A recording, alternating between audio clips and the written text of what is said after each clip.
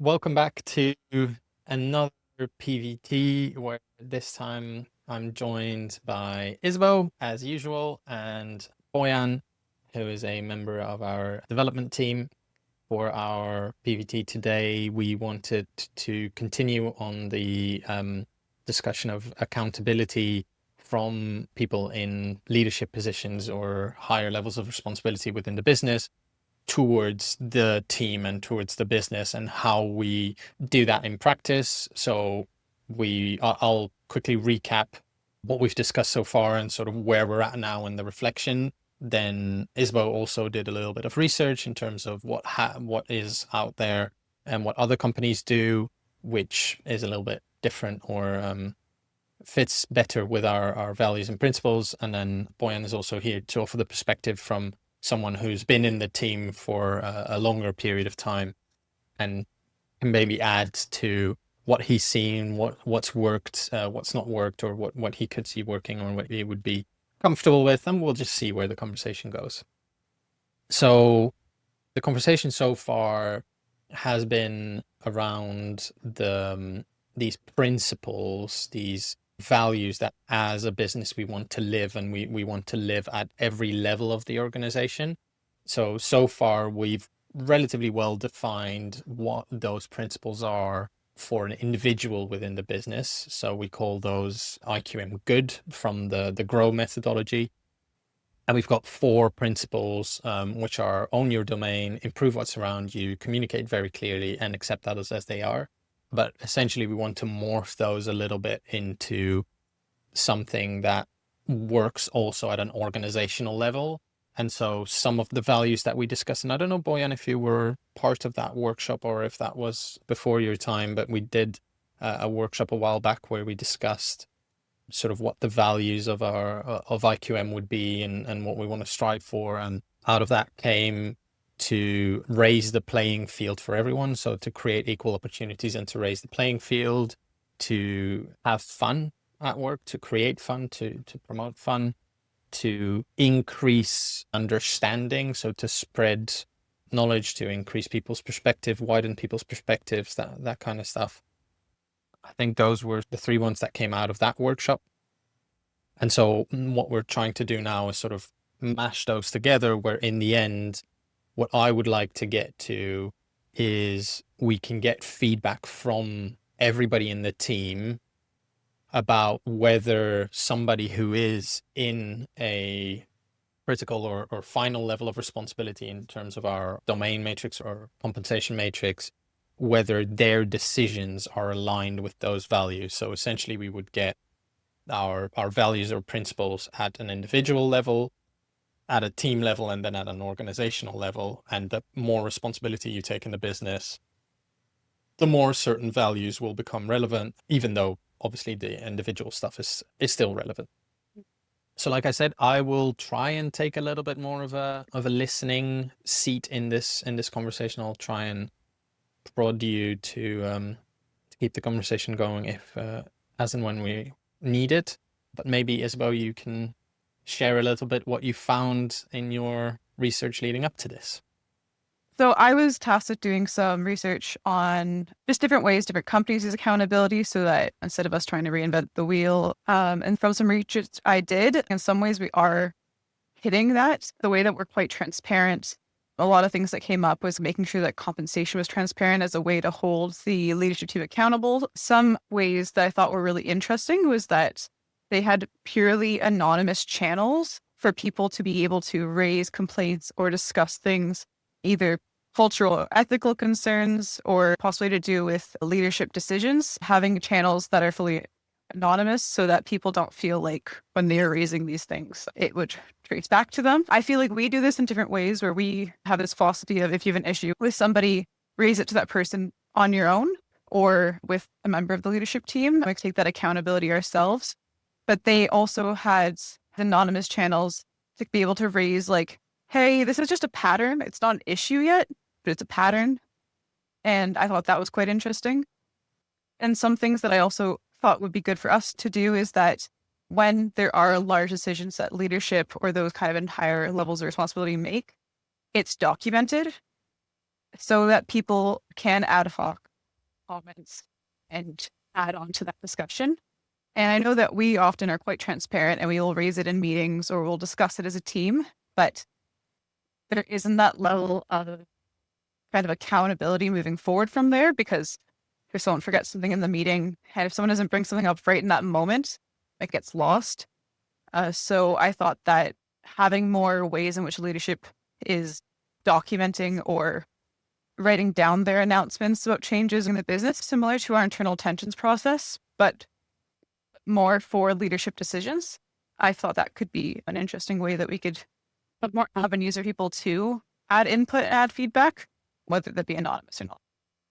And I can chime in now, I think, about raising concerns or anything related to that. If you're not comfortable raising that concern, we as a company, we also have the idea of having someone else raise that concern or anything, or be there with you if you're, you know, more difficult about explaining or expressing your issues to the leadership team, in a sense that if I'm not comfortable saying everything, I can bring in someone else with me that could be the person that explains the issue better, and I can just confirm or add on to that issue. Because not everyone is as comfortable as going Mm-hmm. to anyone in the leadership team and saying, I have a problem with this and that, or I have a problem with you doing this in this sense and so forth. So it's easier that we have a buddy system in a Mm-hmm. sense, I'd say it, so that we can solve problems together.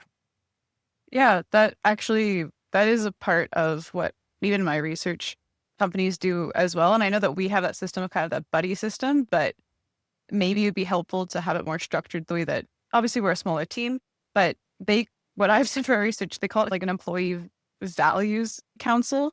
And these are the people that would review kind of anonymous posts or these kind of things and be able to bring them up for the team. Obviously, being a small team, kind of us having that buddy works. I'm just thinking that kind of like you said, not everyone's comfortable with bringing it up to leadership. And I just don't want their voices to be lost because they're not comfortable even possibly being a part of that meeting. Another thing that I was looking into is what they call leadership scorecards. And really, that's more just us we already have so many things I feel like we are holistically understanding is what I the same thing as like good at IQM. But I think maybe adding a bit more metrics to that. And so for the leadership scorecard, like that would be like values alignment, which people and I talked about before, having leadership judged against the values of the company. And then also kind of like communication follow through, communication responsiveness, but they're held against more metrics of, so when it comes to value alignment, kind of percentage of decisions that are documented and published to the team, if that's what we're aligning with and saying is like helpful for us to be able to make good decisions, is for the team to be able to see it in that way. Or if we're evaluating the leadership, we already do this kind of 360 evaluation of everyone at the company. But maybe adding a bit more to that, I think, would be helpful. Kind of like listeners to feedback, or I feel like they follow through with decisions or with questions I have. I'm not quite sure exactly what that look like. Do you have any ideas, Bojan? I think just, yeah, probably providing better feedback would be great, because the thing that we have, the 360 feedback, is good, right, in every Mm-hmm. sense, but you're always missing something a little bit Mm. more that you would want to say that you could add. But I also feel like that, to an extent, just talking face to face and solving the issue is, at the end of the day, the best way. But if there's a way that we can keep scores in a sense, could be good. But again, it would be difficult on just having a performance metric on unbiased opinions, because it depends on how you feel towards certain people. For Mm-hmm. example, if someone is a little bit more upset that day and is in a different mood than you are, you're Mm-hmm. gonna, and that day is especially the day that you need to rate someone, you're gonna probably rate them a little bit lower, Yeah. because again, you're human and it all depends on the moment that, because you're doing it at the moment you're looking at him. Okay, is he a 1 or a 10? He was not so nice today, so I'm gonna go with a 4, 5 maybe. Or if he was really good that day, you go 7, 8. So it just really depends on. There's always that human part that I think is the easiest to solve through communication in person, or through any type of voice channel or any type of way that you can communicate it more clearly, than just through a metric system. But a metric system is a good start for people that are not that confident in communicating it directly to the leadership team. I think, if I look at the 360 feedback and the kind of feedback that Stuart and I have been getting through that for the last, I guess, 4 years or something since we put it in place in its first shape.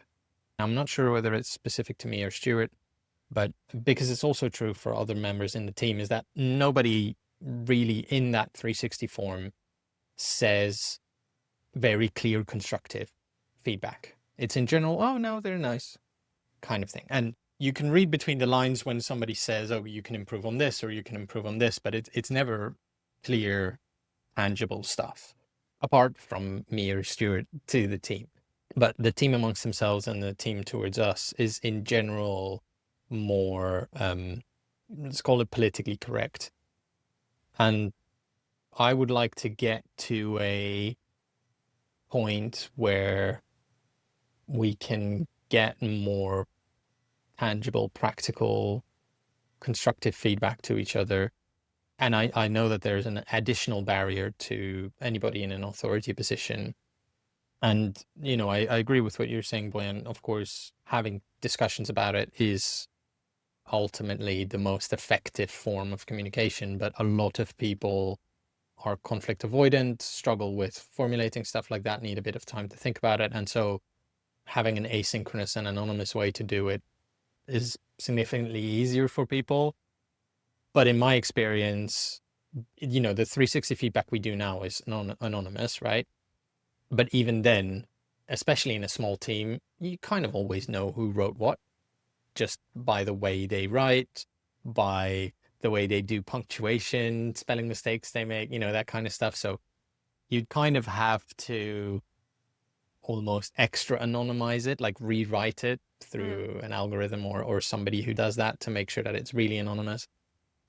So I think some of the stuff you mentioned, you're making a council, that would basically be everyone in the business, right? Yeah. So that kind of stuff probably makes more sense and for larger organizations. So I think that's kind of the challenge is I'd like to get to a point where we get more candid, I think that's the word, more candid feedback from the team to leadership. Mhm. That's what we're specifically talking about here. I think the natural consequence of getting more candid feedback to leadership will be that people also give each other more candid feedback, and how that looks, we'll obviously experiment with stuff, etc. But yeah. I also think that it's because you guys are in power, in a sense, an authority. We will always try to be nice towards you because we don't want to be on the wrong side of the fence when it comes to anything else in the future. So of course people are going to always give nicer answers than they're actually thinking. I think because I've been a little bit longer with you guys in business and everything else, it's easier for me to approach you guys and be like, hey, this is not okay. This is good. We need to change this. We need to adapt this. Because I've come to know you, Stuart and Thibaut, right? Both of you. I've come to know you guys more. And I don't see you guys as bosses, the big scary bosses that everybody assumes to an extent that people are when they're in that kind of a position. Because at the end of the day, employer, employee, always going to be different in every sense when they're comparing each other. But I think as time goes by, people do become more comfortable and they do raise things more clearly and more candid, as you say. But and it takes time and it takes, I guess, to an extent, we need to tell everyone else that it's okay to give criticism, right? That's the whole point of it because we want to improve. That there's going to be no consequences if you say what's on your mind currently about what you want to do and what you want to change, because people will always be scared of the consequences that follow through with giving feedback. Because as you said, you know who gave you this type of feedback because it's easy since we're a small team. Like if it's not you, if it's not them, then it's got to be me, right? It's kind of easy to guess who it is to an extent. So I think that's also part of the process that we might need to explain to everybody else in the team that it's okay.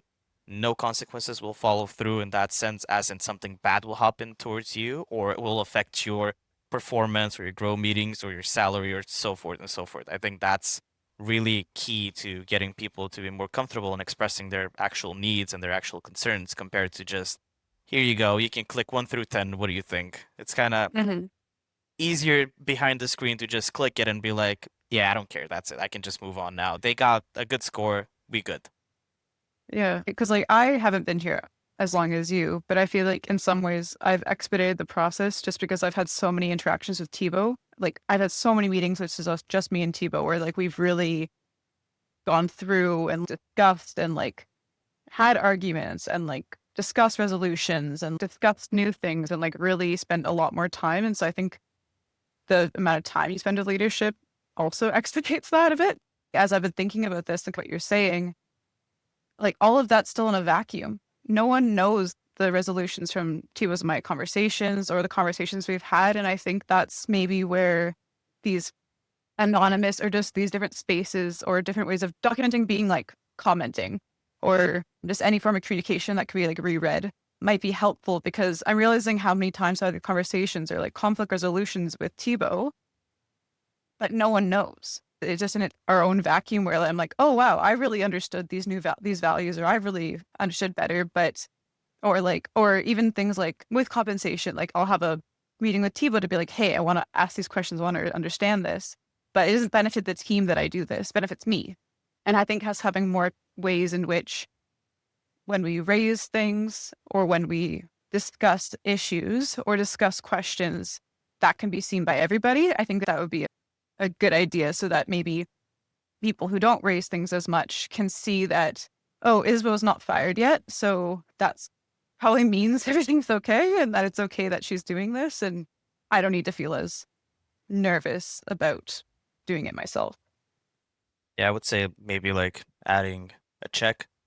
Is this valid for the entire team or is it just personally for me or something like that? Before, during the conversation, or in the middle of or the end of the conversation, be like, so is this just valid for you, or would this benefit the entire team and everybody else should hear this, and we can maybe have either a quick meeting or a something update somewhere so that everyone is aware that, hey, there was a discussion, there were pressure points, and now they're gone. Because in the beginning, I remember me and Thibaut had a bunch of pressure points that we eventually worked through, but it was me constantly going back and forth with Thibaut discussing it. Oh, this is, I'm not doing this intentionally. You think I'm doing it intentionally? Okay, let's figure it out why this is happening. How can we can work through this together so we don't end up hating each other to an extent or holding grudges in between ourselves, because the plan is to work indefinitely at this point. The same thing has happened with Stuart. Initially, I had pressure points with him because he was too coarse towards me in a sense when explaining something, and very direct, like abrasive in a sense. Basically just saying what he thinks and that's it, and shutting it down. There was no going back and forth because he didn't expect that that would affect me to an extent. So I had to be like, okay, let's sit down and work through this, just so you understand that I'm still human. I still have feelings to an extent, that you need to communicate this better towards me, not just highlight the negative stuff, but also there are positive things that has happened throughout the entire process. So again, having that back and forth and then going back to explaining it to the entire team if it's relevant to the entire team, being like, hey, so we had this discussion. If someone else felt this way, just so you know, now that you can just, prompt either Stuart or Thibaut about this situation that already was dealt with, instead of you having to go through the entire process individually with that person again, when it's already been sorted and everyone should be aware of it. What I imagine is almost one step further from that, is to say maybe we just need to share, even if it's just a personal thing, to say, Isabeau raised the tension with Thibaut and survived. And so if people want to ask Isabeau, okay, what was the tension about, or how did you handle it, or that kind of stuff, then they can reach out. But that way we build sort of these data points of, there was a tension, there was a difficult conversation, it happened, and like that was now 3 months ago, and they still seem to be getting along fine and just working together fine. And then if there is stuff that is relevant to the whole team, then we can say, oh, it was a tension about the compensation system, or it was a tension about communication style, or but just the data point to say, these two people had a difficult conversation, or this team member brought up attention to leadership and survived, potentially builds more of that evidence and or visibility on those kind of things happening and being all right. Yeah, I think something we can add to that is that instead of just saying that I survived, we say a more of maybe have like set points of this did not affect Isabel's compensation. This did not mean that we need to have follow-ups, or like even saying that actually this is showing Isabel's following this value of ours, the bringing up needs, or expressing needs. And so showing the positives that are the outcome of that conversation, I think will help build that. And again, this might just be like a me thing, but I often have so much in my head that if someone says it once in a conversation, I might, if it was like, I was really zoned in and I was like a perfect moment, I might catch it and remember it. But if we had this channel that is like announcements, or this is different dialogue channels where it could be written out and then other people could also interact with it, like adding comments, like even maybe adding tasks, having a space where we add tasks that kind of express this, I think would just be helpful for us to be able to kind of be like, okay, like even for myself, I've done this 4 times before. Here's been the outcome. It's been good. And so even I have evidence when bringing up new things, or anyone else does. Because again, like sometimes in other conversations, I'll hear about, someone else in the company, something happened, but like it was good and they dealt with it and like it was actually a positive outcome. But I wouldn't have that unless like I expressed and was vulnerable myself to say that I had an issue with the rest of the team, which I know some people maybe not feel comfortable to do. Yeah, but I feel like that's when talking to your coworkers helps and works out a lot. For example, I've had a couple of times where other people in the company reached out to me asking me, what do you think? How should I deal with this? And I explain the entire situation or give them examples of how previously I've dealt with those kinds of situations about, having some type of issues and how to raise them. And then also telling them, if you need me, I can be there with you.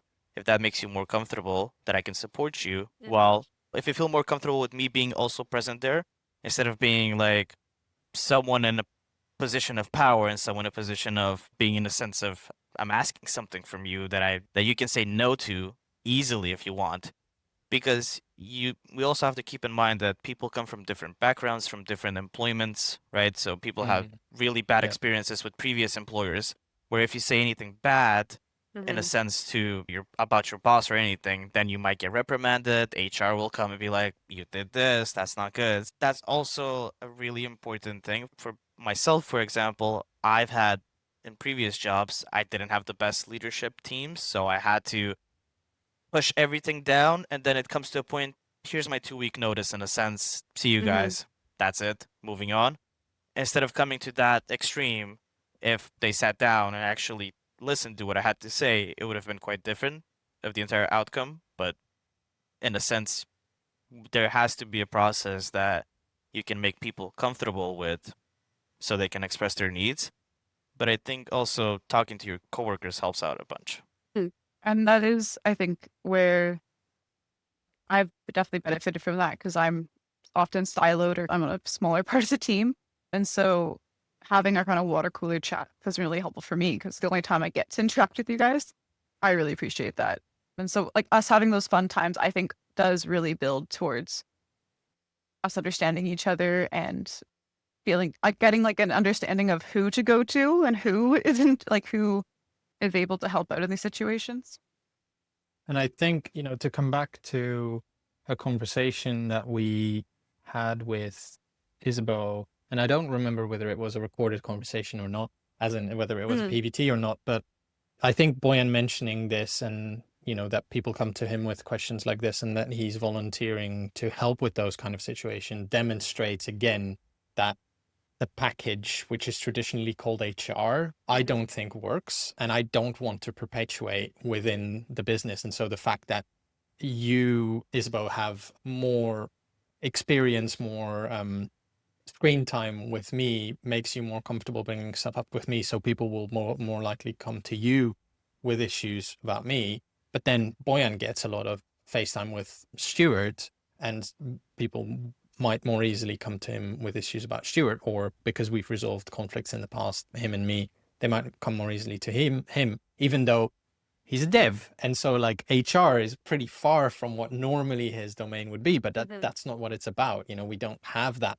HR package. It's something that we would, we consider an essential skill for everyone to have. And the faster you build that in the business, the faster you're going to gain more autonomy and responsibility and that kind of stuff. Yeah, I just don't want, because if we've had this conversation before, then in a water cooler, I might not get brought up when there's new people there. But I just want to make sure that people in the company know that coming to Bojan or myself are people that are more inclined to do those things, or more inclined to like be confrontational and be in that way. And so having some sort of visibility of, like I said before, of Isabeau has resolved this type of issue before, Bojan's resolved this type of issue before, or worked through certain things, might be helpful for the team. I think it makes me think, and actually, my partner and I, we have a jar. It's a nicer object than a jar. But every time we have a difficult conversation, something that we think is uncomfortable, but it goes all right, and then afterwards we're fine, we put they're little glass hearts, but we put it in the jar, and it's a transparent object. And so over the years, you can see the jar fill up with little hearts. And so there's visual evidence that we've had difficult conversations and we're fine. And actually we've had loads. I like this idea of having a channel or a place, a dashboard, whatever, where we show that people have had a difficult conversation and we're fine. And as we build up that evidence, it will become more obvious who has those conversations more often. People will go to those, other people will go to those people, say, hey, how did you handle this? Or can you help me with that? And it's an organic database, basically, right? Of evidence of actually it's fine to bring up a difficult conversation. It can also be it doesn't always have to be me or Stuart, right? But if like Isabeau and Bojan have a conflict and they resolve it, or they have a difficult conversation and they resolve it, then I think that evidence also helps to sort of build the confidence. And also for new people, it's then easy to scroll back and see, oh, Isabeau has one every week. Interesting. Maybe I should go and talk to Isabeau. Yeah, because I guess that, having that evidence, I think, is great. I think it's a great example of the way that you and your partner do it. Going back a little bit to the leadership scorecard, it was like metrics we're using, just so we can discuss if that's something we're wanting to do. One of the things that I think that when Bojan brought up, the 360 feedback's good, but like it's not kind of as good as it could be, is what I got from that. Maybe I'm wrong. I feel the same way. And I feel like instead of it relying so much on us having to write out kind of our feedback, I think if we had a bit more of the questions tailored, maybe for like the leadership, it would be more of I understand why leadership made their recent decisions. And it'd be like, yes, 100%, somewhat. So not really, no, not at all. Just so that instead of us having to give that feedback of, I don't fully understand leadership's decisions, we have more kind of questions and quite a few more of them built into these 360 feedback. And maybe the 360 feedback is more tailored for those in higher levels of leadership, get a different 360 feedback. So it's a bit more tailored that way, while other people maybe get more of I have a good relationship with this person, or I don't know. I'm trying to think of other ways. I understood, and I'll go first if that's okay, Bojan, because that's all good. I'd like to sort of feedback what I understood or read between the lines from what you said, which is kind of the opposite of what you just suggested, Isabeau, which is that it actually doesn't really matter what we ask people until we've built up that confidence that people are actually going to be comfortable giving us feedback. It doesn't really matter what kind of metrics we ask for or what kind of questions we ask. As long as we don't have that confidence for people to give us feedback, we're still going to get poor quality feedback. And so actually having no questions or one question to say, what did you think of that person in the last quarter or in the last month, or however long we want, or however frequently we want to evaluate? Because what Bojan said was, you answer those questions. It's a checkbox exercise, and then I can get on with my day. And you still don't really have a space to express what you really wanted to say. Mm-hmm. So from that and from the discussion we just had, I think instead of now spending a lot of time engineering the perfect questionnaire, I think as a business, we probably want to invest more time in building that confidence to give feedback to people and that you're okay afterwards. And that actually the way we capture feedback is a little bit more like the anecdotes, right? Which is just, do you have anything to share in the last month about anyone in the business? And that way people don't feel limited by the format or don't use the format as a checkbox exercise, because it's not, it's just an open question. And then once we've built up the confidence that everybody's okay giving each other feedback candidly, then maybe we can structure the questions again a little bit more to get more targeted feedback. But I feel, at least from what Bojan's saying, that's maybe not the priority now, but maybe I misunderstood. I think that you are right. I think that it is a, what do we implement in a week? What do we implement in a month? What do we implement in a quarter?